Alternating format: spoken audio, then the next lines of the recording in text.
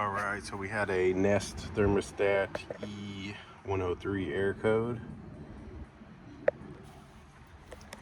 So I basically pulled these off, ohmed out the contactor, which it was 14 ohms, which should be good. Then from there, I tried to measure 24 voltage on these wires and make sure none of these were touching, which it was not sending any voltage out. But when I disconnected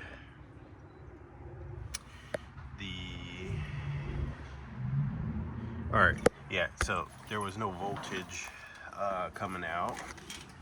So I went back to the control board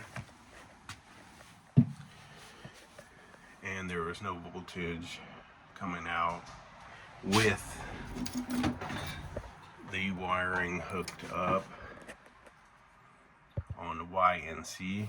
When I disconnected it, it was sending voltage back out through Y and C, and the air code went away. Then from there, I pretty much ohmed these out to ground, which pretty much it just told me it was shorted. Then I just went back. So there's about a foot of debris back here, cleaned everything out. Then I was able to find the wiring that was practically just chewed through, and I cut it.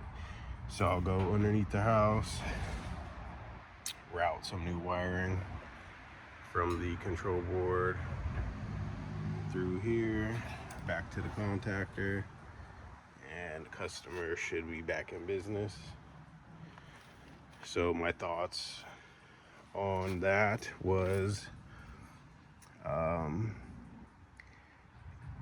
disconnecting the wiring going from Y and C coming off the board to the unit to the contactors. If you disconnect that and the air code goes away, that's going to let you know that the problem is the wiring or something with the condenser unit.